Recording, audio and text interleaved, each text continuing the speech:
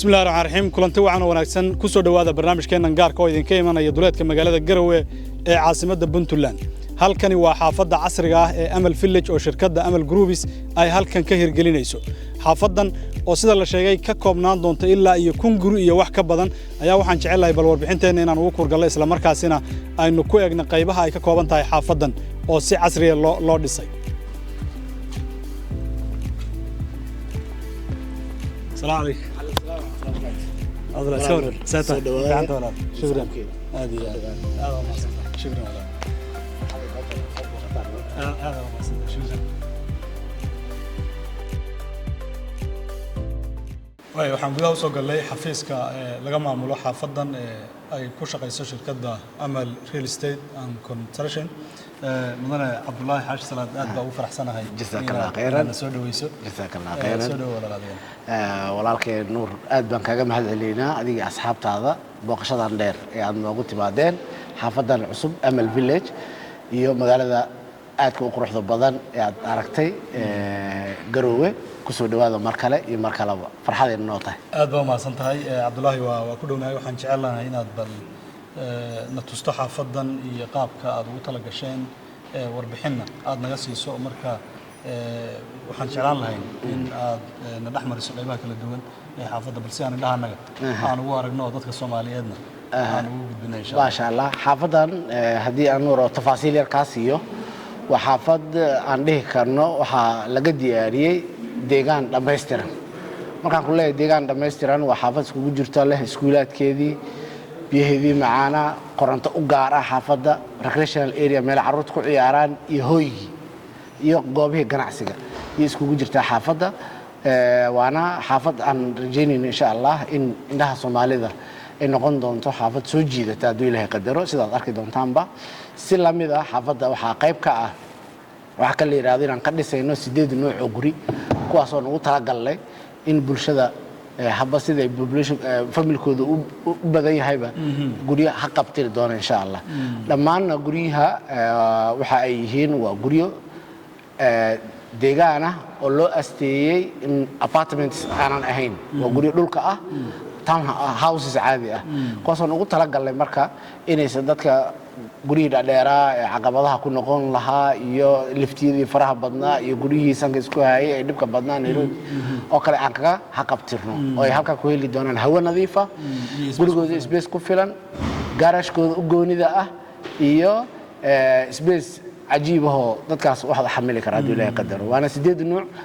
waxaan kala u qaabaynay qaab ah in qof walba inta uu kari karo oo lacag uu haysto guri ku heli karo intuu awoodo يعني dabaqad sare dabaqad dhexe dabaqad hooseba dadka income kooda u kala yahayba yaan u sameeynay in qolo walba heli karto waxa kale oo xusid mudan bangiga Amal inuu qayb weyn ka qaatay dadkaas iyaga ah dadka shaqeeya oo dhan dhamaantood waxay heli doonaan guri kaliya waxay iska bixinayaan 30% inta kalena waxa loo yaqaan muraabaha system oo ah systemka istisnaaca inuu muddo 6 sano ah in gurigaas ka yareeray lacagtiisa marka waa payment plan iyo 6 sanadood sanad gudihiisna gurigu heli doona wax halkii maxaan ku raadada dib ah oo kala kulmi doonana ma laha shuruudihiina xaqadii waa soo xadidnay marka qofka guriga ma isagoo soo degin buu 6 sano bixinaya yes uu soo degi doona sanad uu soo degayaa kadib sano soo degayaa kadibna 5 sano kale isagoo degan buu soo degan oo si kaliya ah guriga iskaga bixin doona guriga milkiyadiisa saas kale soo nidaamkaasna waa soo kordhinay waan ugu tala galnay dadka halkan waxa ka muuqda dhisaynka guriga ma xaafadda dhisaynka guud ee xaafadda kaliya structure baa wax ka bedelay qaab ahaan iskuulkan ka rabnaa dhinac kale u wareejinay soo tusi doonaa marka iskuulkan waxaan rabnaa qaab inuu noqdo qaab international system ah Cabdullaahi marka bal aan fiirino xagee laga soo galaya xaafadda hadda dhisaynkeeda markuu sidan yahay ولكن نور حافظة بركو سيدان يهي وحال لغا سو غلي دونا هدو إلهي قدرو ودada dheer ee xaafadda soo gasho runabout kan oo runabout ka soo isticmaasheen albaabkan waa qaybtii waardiyaha fadhiyay hada blockyadan aad arkayso waa qaybaha loogu tala galay business area way qaybtan dhexe waa qayb aad muhiim ugu ah xaafadda oo aan idin sharxi doono qaybaha dambe aan ku tusi doono bloggan hadda joogna kan waa masaajidka koowaad ee xaafadda qaybaha waa business area waa 12 unit oo nagu tala galay ganacsi hadii ahaan lahayd supermarket hadii ahaan lahayd furniture ayu business clinic أي business يعني ugu talagalnay si xaafadda baahideedu u daboolo xaafadda sida aad arkayso waa xaafad wada laami ah qaybahana waa qaybo nasiino beera ah oo hadda diyaarsan soo arki doona garden marka waa sidaas ay kala tahay xaafadda kana muxuu yahay kaas waxa weeyaan tog nature by nature waa tog laakiin waxaan rabnaa inaan uga faa'iideysano man made tog inuu noqdo kaasoo aan biyaha ku kaydino 24 saac biyaha ku kaydin doontaa laakiin marka roob uu da'o by nature tog waayaan laakiin waxaan rabnaa inaan uga faa'iideysano bilicda xaafadda in la nadaamiyo biyihii lagu kaydiyo maroob marka wadooyinkuna bridge bay noqon doonaan wadooyinka qaar bridge ay leeyihiin loogu talagalay in looga leexdo waxaa kaloo jira masaajid weyn oo loogu talagalay xaafadda iyo deegaanka inay ku soo tukan karaan aad u weyn marka kan waa masjid jaamac masjid jaamac waay meeqa masjid bay xaafad ku yahay 3 masjid ay yeelan doontaa qaybtaan waxaan u soo rarnay iskuulkii qaybtaan marka hore deegaan ahayd iskuulka xaq u ahaa halkaan aan keenay iskugu jira marka kindergarten lower primary upper primary iyo high school meeqa face bay ka kooban tahay xaafaddan waxay ka kooban tahay 4 face aan qaybinay hadda waxaan joognaa face 1 waxaa jira face 2 oo masaajidka labaad ka bilaabanaya masaajidkan ka bilaabanaya face 3 ayaa jira iyo face 4 saas afartaa face buu afartaas face guryahana waa 8 nooc oo guri waay 8 nooc oo guri maxay kala yihiin 8 nooc waxay kala yihiin waxaan u qaybinay laba qayb guri waxa loo yaqaanaa bungalows waa guryaha caadiga xilli aan dhihi jirnay villooyinka oo kor jilayga ka ah qaybta kalena waa qaybaha villas aan raahno iskorsaarka ah halka waxa laga yiraahdaa G+1 G waxa la yiraahdaa ground floor first floor iyo rooftop ku si furan oo wixii rabaad ku dhisi kartaa rooftop ka waxa weeyaan waxa uga faa'iideysan kartaa inaad balbalooyin qurux badan deegaan cagaaran oo aad ka samaysan karto waa gurigaagi marka 8daas nooc marka waxaan qaybinay 3 villooyinka kuwaas korsaarka ah iyo 5 qayb oo aan ugu talagalnay kuwa bungalowska ah kana bilaabanayo marka guri cabirkiisu yahay 15 mitir 15 mitir ilaa la gaaro guri 20 mitir 30 mitir way bal aan dhaxmar marka xaafadda hadaa ay sheegtay in guriyuhu 8 nooc ka kooban yihiin 8 nooc ma kale guryaha sidaan haday kula wadaagay walaalkay Nuurow waxa weeyaan waa 8 nooc oo guri waay waxayna ka bilaabanayaan guri simple ah oo ugu talagalnay retired people ka inay ka faa'iideysan karaan gurigaas oo ah cabirkiisu 15 mitir 15 mitir guriga labaad waa guri kale oo asna guri family ah kana kooban 15 20 waana 3 qol iyo fadhi guriga kan saddexaadna waa guri ka kooban 4 qol iyo fadhi isagana waa cabirkiisuna waa 20 mitir Soomaaliya markii la joogo mitir lagu cabiraa adiga reer Nairobi feet iyo nidaamkaas wax ku cabirtaan laakiin halkan mitir lagu cabiraa marka waa 20 guriga saddexaad isagana waa 20 laakiin waa 5 qol iyo fadhi isagana waa family big family waa isticmaali karaa guriga shanaadna waa guri 20 ah kaas oo aan ugu talagalnay familada aad ku culculus inay ka faa'iideystaan taas oo macnihiisu uu yahay 6 qol iyo fadhi iyo 2 jiko 6 qol oo jiifa iyo fadhi iyo 2 jiko labada jiko simple mid ah oo qofku waxyaabo yar uu ku diyaarsan karo iyo mid weyn oo martiqaadyada culculus iyo waxyaabahaas ugu talagalay waxa kale oo xiga marka 3 guri oo guryaha loo yaqaano G+1 ka Renero waxay yiraahdaan town houses ay yiraahdaan town houses kii kala waa kuwaar ayagana marka midka koowaad 20 oo 4 qol iyo 2 fadhi ah rooftop kan way ka sameeyeen oo qofku u furan yihiin waxa kale ayagana jira mid kale oo aslan 6 qol iyo 2 fadhi ah rooftop kana qofka open u tahay wuxuu rabo ka hagaagsan karo xitaa guryahan waxay leeyihiin isbeesyo qofku uu ka samaysan karo swimming pool hadii uu dadka swimming poolka jecel u yahay iyo guriga ugu dambeeyo 9 qol 8 suuli 4 parking iyo 3 fadhi iyo xafiis iyo 2 jiko dawlad baa loogu talagalay familada executive ka waa guri weyn oo aad waa 24 oo guriga ugu waaweyn shirkadda halka ka dhisayso dhinac waa 20 dhinacna waa 40 mitir waa guri hay'ad aad buu weyn waa 4 baakina waa leeyahay ka waxa uu madaxweynayaasha ugu talagalay dadka badan Soomaalida dadka aad u familka badan oo kaleeto way isticmaali karaan vacation marka qiimahan kaas u sareeyo qiimahan kaas aad u sareeya insha Allah waxaan rajaynaynaa marka inay dhamaan guryahan dadka aad u soo dhaweeyeen inaan haddana dhismahooda marka aad aragtaan adiga laftirkiina aad la cajabi doontaa dadku marka أنت هذا قرية سديد دانو نوعي وش علينا ضدك هذا أدو يكسر والله isku jiraan waxaan isdhihi karaa guryaha dabaqyada qaar aad u jecel gaar ahaan guriga sagaalka lixda qol iyo labada fadhi ah rooftop kan open ka ah sidaad arkaysan oo guriga ugu dhismaha badan ba guryaha hadda dabaqyada aad arki doonto si la mid ah waxay aad u jecel yihiin guryaha bungalows-ka ah sida waayeelka oo kale oo aanan jeclaan dabaqyada guryaha bungalows-ka aad u jecel yihiin gaar ahaan kan siiga oo asigana aad guriga aad ku halkan ay dadku aad u xiiseeyaan waa afar qol iyo fadhi iyo daarad weyn oo qofka xataa dhinaca baakinada ka waran baakinada xaqiiqdii cariiri xaafadda ku aadan baakin ma laha sidaad arkaysay presentationka uu ku sameeyay designaga xaafadda halka kaliya waxa ka soo socota 300 oo baakin 300 oo baakin ha soo dareemaysa huge inay maxaa kale waxa kale leedahay guri kasta laba baakin iyo ka badan yuu leeyahay oo gudaha okay oo qofkii rabaa gaarigiisa inuu gudaha soo dhigto uu heli karo halkan masaajid baa inooga muuqda Abdullaahi masaajidkan ma mid ka weyn baa xaafadda masaajidada ka dhisan walaalkay nuurkan waa masaajidka ugu yar xaafadda kana ugu yar waana laba dabaq qayb dumarkaana waa leeyahay oo wasaqaadkoodii iyo meesha ku tukan lahaayeenba sidaad arkaysana waa Turkish style waay design-kan waxaad ku soo xasuusanaysaa dhismihii Muqdisho ee Ali Jimcaale yaa dadka qaab ahaan fiirisaba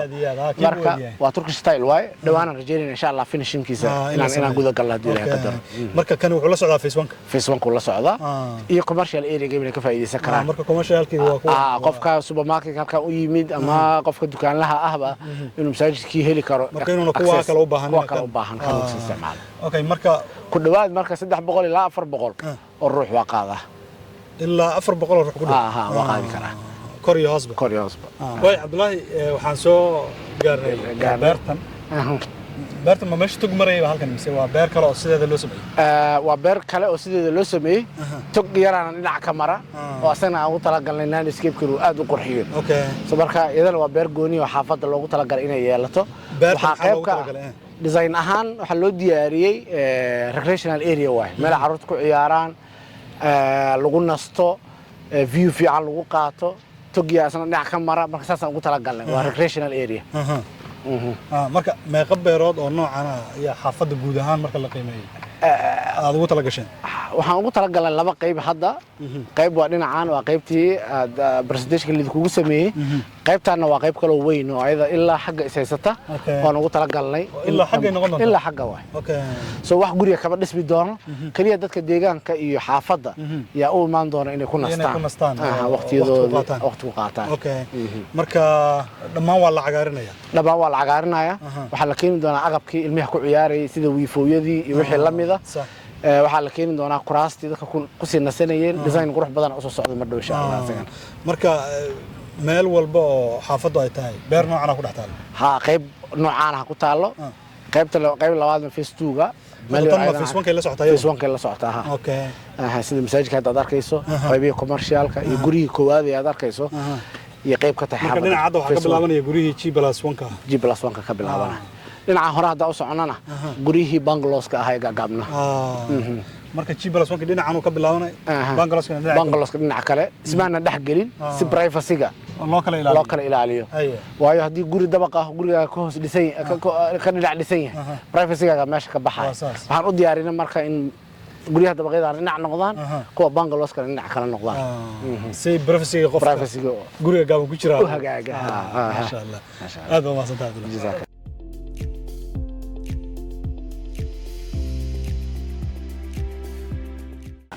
walaalkay nuurow gurigan waa guryaha ugu waaweyn shirkadda oo cabirkiisu aad arkayso waa 20-30 waana gurigan kugu sheegay 6 qol iyo 2 fadhi inuu leeyahay iyo rooftop-ka 6 qol iyo 2 fadhi guriga isaga ah marka beerihiisu ku leeyahay qaybaha waxa ka dhigan kartaa swimming pool-kiisi halkan waa parking-kiisi waa parking ilaa 3 gaari galayso 3 gaari gali karta qaybtan balbaleer aad ka gaagsato yaad waxa ka samaysan kartaa xilli soo gaartay guriyaha laga sameeyay jiray kuraas dhagax ah yaa ka hagagsan kartaa si qoraxda aysan kaaga waxyeelayn sida arkayso shaqo adag yaa ka socota hareeraheena shaqo adag socoto shubkii hadda gurigan la shubaya mid ka mid ah guryaha macaamiisha gudaha u galeynaa guriga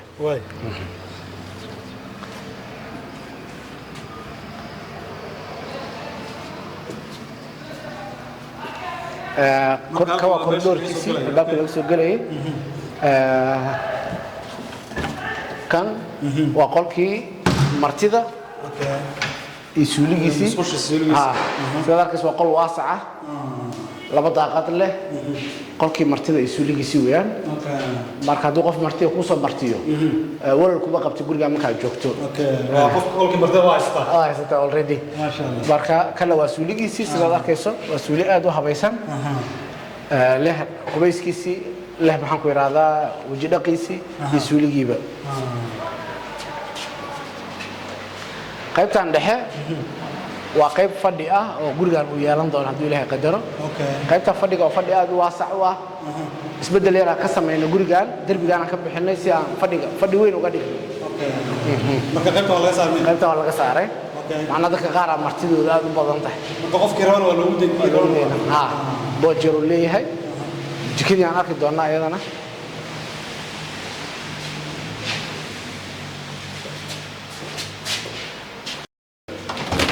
halka waa jikadii iyo stoorkeedii ta waa jikadii waa jikadiisi dhawaan la qalabiyay waxa jirta marka waxa la socdo marka ta waa jikadii weyneed xaafada reerka waxa la socdo bahalkii qiiqa ka qaadayay stoofkeeda ugu dareynaa macaamiisha سلمنا وجهك واسع سيدا ذاكيسو أبي واسع وطا أبي واسع وطا سو بريها عن على بسمعنا دبرك حجعليهن جهك واسعة مركا ديزاينك تذكر ولا وذاك بدونا إن شاء الله ديزاينك جهك وسميسيا وي دينا عن معي مركا قيبها صد بناك أو بحضنا وقيب كلا أو خلق شقالها مسخشيسي إيو سوليجيسي وأيضا على كرتان فيرنا ما قيادنا walaalkay nuurow qaybtaan waxaan ila dumarka isaga cilaantaan adaba jikada iyo hawleeda dib soo daalaan inay inta iska soo fariistaan relax dareemi karaan qofkii hawlwadeen hadii guriga joogo hawlwadeenka qolkaas uu leeyahay ka waa suuligiisi kana waa qaybtii dharka loogu dhaqan lahaa reer waa service-ki qaybta service-ki waa si uusan qofkii hawlwadeenka ah guriga ugu dhax rafaadin meel gooni ah gaar ah u siin jikadii ku adeegan lahaydna waa tana ma sha Allah دي اس كيو حاجه اسمها دي اس كيو سوق ka waasacsan waayo reer Nairobi ciriiriga rafaad ku jiray baarak dhinacan waa qol kale iyo qol kale ay suuligiis kala waa qol kale oo hoos kugu yaal isuuligiis hadii qof waayay la guriga ku joogo hoos marka hada waxa ku taalo laba qol ee fadhi service iyo jikadii beerihi marka hadii qof waayay la ku joogo واستعمال كرا تنا وجه سوليجي وذاك أهيد سوليجا سجاه نوحة استعمال كرا فديجا يقول كان أوكي تنا كوا يعني تكوا ذي جرام فلو ما كان كسر تكتي فاست فلو تجينا وحقوق دي أرسل بركة سد حقول أو جيف أو فاميل كأه أو كوجرا ماستر بيدروم كي إيه فدي كله أو فاميل كجار أو أسرع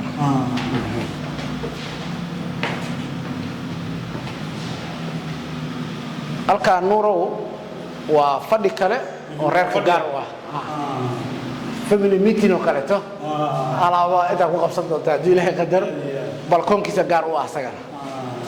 marka kan balkoon bulay tartiib balkoon iyo kaas waa hawada shaqeystaan marka waxaan arkaynaa aydan master bedroomki كوا ماستر بدروم كي واسقنا. أوكي قولكم وقولكي جيف كرسمي جاها. وذاك ريركا إيه ماما ذا ريركا با يكفي إيدي لهاين. أوكي. سو كل أدرو. أصلا بالكوني ولا. أوكي. كراسو سو قادنا ميسيرو بي سو قادنا ين. فيو في عنا واهستانو. بيرهودي يباكي يوحدي راك داوانا.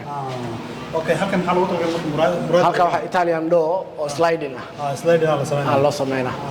mid kala kala la riix taas oo talagalay in hawo fiican ka qaadan karaan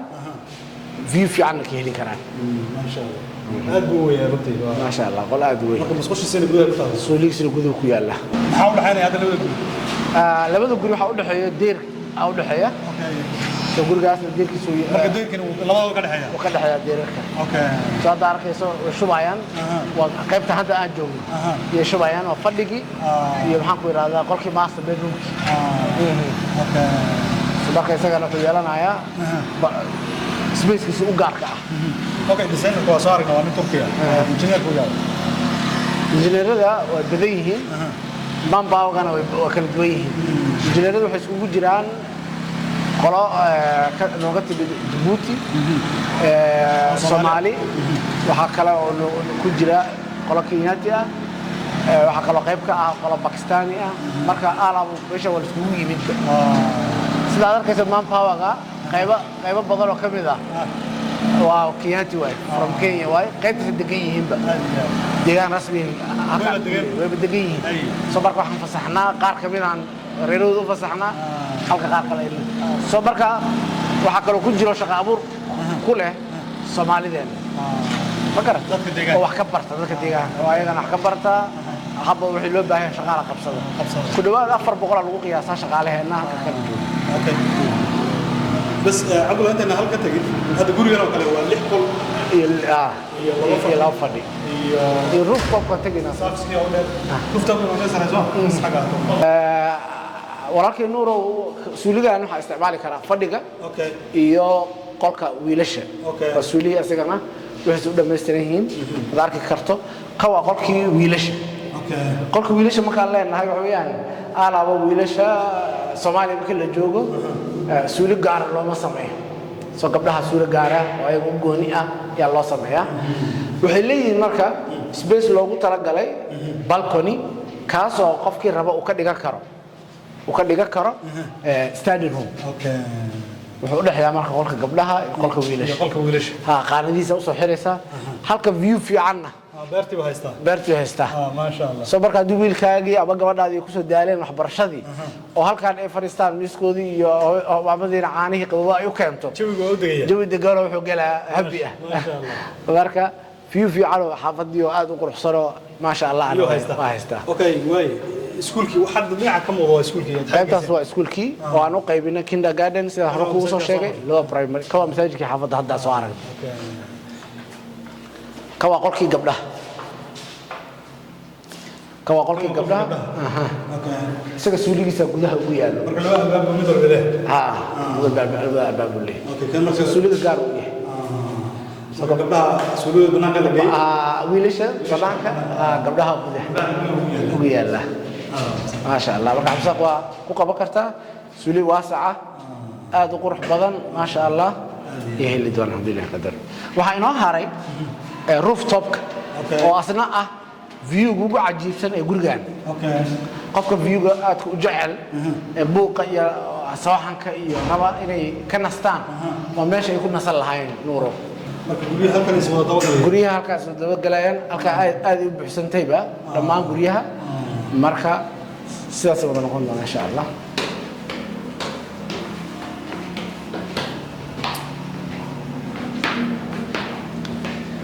okay halkan waa rooftop-kii marka rooftop-kii way oo la eg guriga intuu ku fadhiyo okay halka rooftop-kii intuu guriga ku fadhiyo waxa ku qabsan kartaa xaflado waxa ku qabsan kartaa waxa kale yiraahdo meeting family ayu shay arabtid hatta martiqaadada ku sameeyso nuro waa meel xamili karta meesha martiqaad hatta waa xamili karta okay uma baahnid marka inaad hoteelada iyo dadku casuunto intaad bahagaagsan kartaa halka view aad u qurux badanna magaaladii illa magaaladii Garowe inta ka xigto ma sha Allah illa magaaladii aad arki kartaa habeenkii oo kale tala aad u qurux badan halka inaad isku degto marka beertana la yarkeedii iyo waxeedii dhan way laa oo dhameystay anna bacaadeen ba ka soo baxay xaqiiqdii waxa la cajabto haduu Ilaahay qadar walaahay nuuro soo dhawo haatan waxa soo gaarnay guriyihii gaagaabnaa ee bangaloska yaa hadda soo gaarnay ma sha Allah sidaad arkayso gurigan waa guri saddex qol iyo laba fadhi ah halka waa parkingkiisi marka albaabkana laga soo galaa laba gaari oo qaadaya halka waa beertiisi oo dareerkaaga iyo adigaba ku nasan kartaan almiiskaagi qadada guriyihii hore dhaqanka aad soo xasuusanaysaa Soomaaliya iyo waxa soo xasuusanaysaa iyo dhulkii Soomaalida degi jirtay dhan guriga caynkaana alaaba laga dhisay jiray intaysan hadda waxyaabaha kane dabaqyada iyo waxaan aysan imaanin waa guryaha asalka Soomaalida waa saas ma sha Allah marka gudaha u galeynaa albaabkan weyn buu leeyahay albaabkan leeyahay aad buu halkan waa socotaa meesha xaqiiqdii waa sax weeyaan aad u qurux badan tahay xilli waxa jirta koridorka looga faa'iideysto in maamada ilmaha ay quraan ku barto waxaan arkaynaa halka waa fadhiga xagga fadhiga markay naga xagga qololkii okay fadhiga balan arkayno fadhigan arkaynaa hadda waaw marka fadhiga waa diyaarsan yahay fadhiga waa diyaarsan yahay sida arkayso guryaha dambana fadhiyada waa ka waasicina sidan okay abra u darnaa ka sii weyn guryaha xiga ee gurigan la midka ah gurigana qiimihiisa waa qiimo aad dadku u soo dhaweynaya dhamaanna waxay nagala soo xiriiri karaan telefoonka shirkadda diilaa marka sheegaysan mise waa ala marka la soo xiriiraan la wadaagnaa so marka laakiin qiimaha gurigan hadda estimate maxaa lagu sheegi karaa xaqiiqdii qiimahan wuxuu aad uga hooseeyaaba lacag gaarayso 80 waa ka hooseeyaaba gurigan oo dhan wuxuu heli doonaa 3 qol iyo 3 qol iyo fadhi iyo daarada aad arkayso 2 gaarina u qaada qofka ma sha Allah okay kan marka waa fadhigi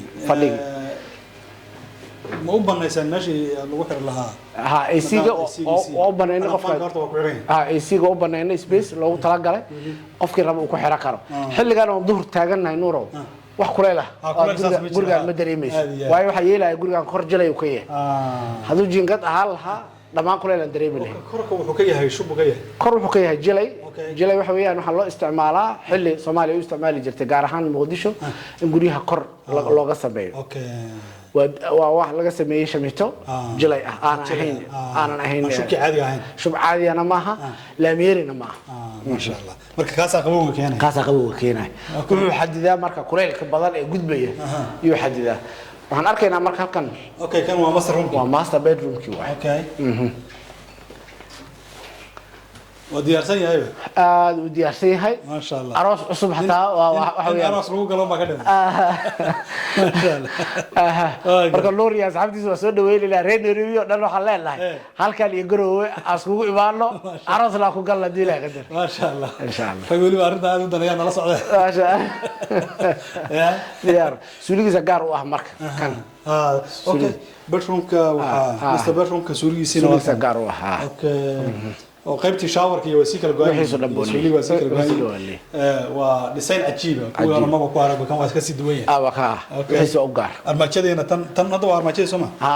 لكن وحير دونا أرماجي ينقار وقوليها نقول تلا قلة يا وحير دونا ما همش نوع عن كدوة نوع عن كدوة أوكي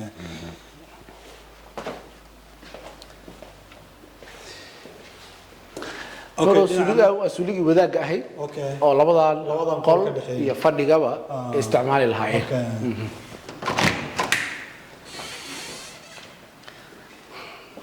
كان نوع قل كله وأنا قلت لك قال لي مرتضى أو كلته اللي يكون سكران كيف تسي مكيف كله ولا بني ما شاء الله مركز فيري جوريان يجوريان كلام حكوا الدوية وإسلاسي نوع يسويه سقف البنا وحليه ديرك سوليه هاي أو أحرن سو جوريها كلا أو هذا عصبنا وحكي كلا سكان دونا كل دوات سدح لحم متر كلا سكان دونا لكن كان هذا تشينجاد مسار كان تشينجاد مسار ما واحد جينجاد معها جلي وين جلي مياه كان أوكي جلي كل شيء وكان مركب لا عمل واحد أفكار الصومالي جلي يحل الودي جلي اوكي تنوع armaajooyin kiisi اوكي عبد الله waxaan jeclahay inaan ku weydiiyo soo gabagabeynaa barnaamijka hal qol kana qol kale way soo qolkii caruurta kale ajiib kana waa qol laba sariirood taal qolkii ciyaalka kale ma sha Allah marka waa gurigan wuxuu ka kooban yahay saddex qol jikadiisi iyo fadhi iyo laba musqulood okay way waxa ku weydiinay Cabdullaahi waa soo gabagabeynaa waxaan jeclahay inaan ku weydiiyo design-ka marka laga hadlayo qofka guriga iibsanaya muxuu xaq u leeyahay design-ka shirkaduna maxay xaq u leedahay design-ka wuxuu xaq shirkad u leedahay design-ka guud ee xaafadda waa isku mid in ka la ilaaliyo number 1 qofku wuxuu xaq u leeyahay in design-ka wax laga bedeli karo tusaale ahaan qofka wuxuu door biday waxa kale yiraahdo in jikadiisa jika waasac ah cabirkaas cabir loogu sii daro qolka qaar uu iska yareeyo soo design-kaas qofka xaq uu leeyahay interior designer la yiraahdaa asaa xaq u leh inuu wax ka bedelo guriga wixii guriga gudihiisa ah okay laakiin design-ka guud ee xaafadda sida albaabka nooca uu yahay iyo wixii la mid ah guriga sidoo muuqaal u ekaanayo xaq shirkadda u leh inay ilaaliso dhammaan qofka shaqada kuma leh qofka shaqada kuma laha tusaalaha ugu soo dhawaadaan ku sheegay gurigaaga asigoo bungalow ahaa oo korjilay ka ahaa haddii aad tiraahdo waxaan rabaa guriga in laga sameeyo dabaq oo kale masaamixayso dadkii deegaanka ee adiga dariskaaga ahaa privacy meesha ka baxay soo marka wuxuu xaq u leeyahay qofkan gurigiisa bungalow looga dhigo koow laakiin gudaha wixii rabo uu ka samaysan karo marka doorashada wuxuu leeyahay xilliga hore inuu ka doorto inuu kan doorto doorashada labaad wuxuu leeyahay inuu wax ka bedeli karo oo dhigi karo suuliga sidaas la ii yeelo hebel ha la ii sameeyo hebel ha la ii sameeyo waa ka qornaa qolo consultant la yiraahdo dhiibna way soo niqaashaan hadii qarash ka dhalan karana qofka la wadaagna haduu sa ka dhalin karinna idinkaas anaga u hagaajin marka qofku wuxuu xaq u leeyahay wixii guriga dhisayga gudaha wax ka bedelo iyo waxyaabaha uu ku sameeyay decorationkiisa waxaas xaq u leeyahay laakiin xaafadda guudna shirkadda xaq u leeyahay laakiin qofku isagoo kan iibsaday ma oran karo dhawaan dabaqa laga dhigo may waxa kale kugu daraa marka nuurow aanan isweydiin waxay ahayd xaafadda iyo security-geeda waxaan u diyaarinay dhammaan xaafadda dhan in CCTV camera loogu wada xiro meel kasta wada kasta si xilliga insecurity ay dhacdo oo dhan dhammaan incidents oo dhan aan record gareyno kadibna aan laamaha amniga la wadaagno qodob number 1 xaafadda waxaan u diyaarinay dhammaan guryaha inay yeeshaan biyo macaan soo garow hadii aad joogto dhowr biyo laga isticmaalaa biyo qaraar biyo xareeda biyo kida marka xaafadda tan waxay yeelan doontaa biyo filter gareysan hagaagsan oo qofka cabi kara wax ku karsan kara dharna ku dhaqan kara kuna qubaysan kara waxa kale oo leedahay xaafadda markii ugu horeysay Soomaaliya sewage system xaafadda isku xiri doona oo ay jirin qof boosaneer loo qodayo xaafadda sewage dhammaan xaafadda camimaay hadii dhibic roob da'do sewage kaas يتيجي دونتا لو هجاجين دونا لو فلت جرير لو بحكي كلام دونا كدينا بيرح لو استعمال دنا بيه حافظ دن سويج لا سو wax boosaneer cid loo qodaay ma marka wixii waa kala saaray wixii waa kala saarantay soo xaafad casri ah rabnaan inay dunia casri ah la jaan qaado halku dhiga jiray aha ku nooloo dalkaaga lana nooloo dunida kale marka waa in adoo dalkaaga jooga sida dunida u nooshahay aad iyo aad ma santiin way qaybaha dambe barnaamijka ama gabagabada barnaamijka ayaynu soo gaarnay waxaan jeclahay laba kelimo inaan siiyo saaxiibkay Guulad Ibrahim Alifle oo igu weheliyay booqashada aan ku nimid xaafadda casriga ah ee Amal Village Guulad soo dhawow waxaan umaleynaa markii ugu horeysay waa Dubai yartay aad iyo aad maxaa kaaga baxay halkan nuraad bad maasanta meeshan aan ku sugannahay iyo xaafadan quruxda badan waxay ku taalaa magaalada Garowe waxaan u maleyn maalin dhow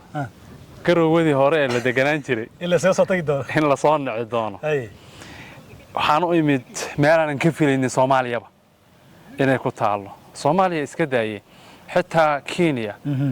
oo ay Soomaali badan ku nooshahay inaguna aynu ka imaanay ganacsi badan iyo hanti badan ay taalo dhul sidan u diyaarsan iyo guryo kuwa aan soo arkay oo kala maanan ku arag hal hays cajiib aad ii soo jiitay ku noolow dalkaaga lana noolow dunida kale oo laga wado ku noolow dalkaagii hooyo dunidii kale wixii aad ku haysatayna waan ku keenay meeshan marka kabtani waa meel yar cajiib ah odayga xasan halku dhigis halkan ka keenay xasanku waxyaabo badan buu waxayay laakiin si guud waa halku dhig cajiib ah in dalkaaga adigoo jooga dunidii kale sida u nooleedna aad iyo aad magaalo casri ah laamiyadu istoo marayaan beeraha yareed moodayn maxaan ku yiraahdaa jannadii laga keenay la daadiyay biyo mareenna iyo toga qurux badan loo sameeyo runtii si aad u qurux badan u dhisan aynu marxaati ka nahay waxaan leeyahay dad Soomaaliyeed oo hantidooda geliya dalalka dariska ah waliba lacaga aad u badan ay kaga baxaan runtii dalkiina hooyo oo guryahan la idinka dhisay oo kharashaadka ku baxayayna kuwii filooyinka Nairobi ku yaala 4 mitir aha 4 qol ama 3 qol iyo fadhi Nairobi ku yaala oo $220,000 la siinayo halkan waxay kaaga gooyaan dhowr guri oo qasriya ah dhowr guri oo kala duwan ها dhowr guri oo noocyo kala duwan ay kaaga gooyaan 40 mitir Nairobi ah wax badan baa isbedelay bal xagga soo fiiri guladu su'aasha u dambaysa waxaynu ka warrami jirnay meelo kala duwan oo aynu dhul iyo guriyo iyo aynu ka warrami jirnay xaafado la dhisayaba namaanka ugu dambaysaynu in badan ka warran aad iyo aad dad badan oo dadka inagu xiranay qaarkood waxay soo qorayeen maxaa la dhihi jiray dhul shisheeye wey maanta tan aan dhex taagannahay maxay odhan doonaan baa isleedahay liyahow horta nin wax diidani wuxuu dhawma waaye laakiin tani inay dalkaagii hooyato inaad xaggee ka timid iyo xaggeed u socotaa lagu dhahaynin in hantida halkan aad ku yeelatahay garanti kuu tahay oo ubadkaaga dhowr jiil iyo intay doonaanba ay sii kala dhaxli karaan iyo inaad nolol tii aad xagga ku haysatay aad ka heli karto wuxuuba wax la heli kara ma aha runtii dhowr jeer intaynu barnaamijka duubaynay waan ku weydiiyey waxaad igu tiri mahami waa ku haya aad bay waxa ii soo jiidatay qaabka xitaa loo bixinaya lacagta waxaa loo bixinayaa haddaadan xitaa lacagta markaas aad guriga kula heshiinayso aadan wada bixin karin wax yar oo aad u fudud oo aniga hunguriga galay inaad iibsato inaan gadan karo maanta yaad bixinaysaa marka ugu horreysa sanad gudihiina gurigaaga baa lagu dhammaystirayaa waxaa xusid mudan guriga aad mulkiyadiisa adigu yeelanayso lacagtii kirada gurigayga Nairobi aan ku deganaa yaa iga bixinaysa 5 sano soo socota marka waxyaabaha inoo sheegayna waa 6 sano payment waa 6 sano payment balana laakiin waxa aad ii soo jiitaa waxay tahay lacagtii aan gurigayga kiradiisa ku bixin jiray yaa iga bixinaysa marka waxaan leenahay meesha nimca fadhidee 5 sano kadib ama 6 sano kadib naada yeelanay adaa iska leba halala soo xiriiro aad buu mahadsan yahay saaxiibkay Guulad Ibrahim Alifle intaasan jecel lahay inaan ku soo gabagabayno barnaamijkan gaarka ah ee idinka imanayay duleedka magaalada Garowe intaan gabagabaynin su'aal baan ilaa inaan ku weydiin rabay saaka Garowe waan ka soo baxnay 4 kilomitir 5 kilomitir bay noo jirtaa magaalada wada laamiya waa insaan soo soconayna laamidan ku nimid waxa la yiri shirkadana samaysatay laamida inta leeg bal ka waran waxyaabaha aad ii soo jiitay ahayd aniga laftirkayga rabay inaan ka hadlo waa ilaaway in shirkadu laami inta leeg ay soo samayso oo biriijiye la saarayo waliba ay iyadu samayso in shirkadu dhul intan leeg ay maalgelintan gelido ay geliso waa rajo Soomaaliya oo dhan u soo ififaalaysa waxaan u maleynayaa wax xasuusataa waxaan ku yiri talow Garowe mooyaan Muqdishona ma laga helaa sidan oo kale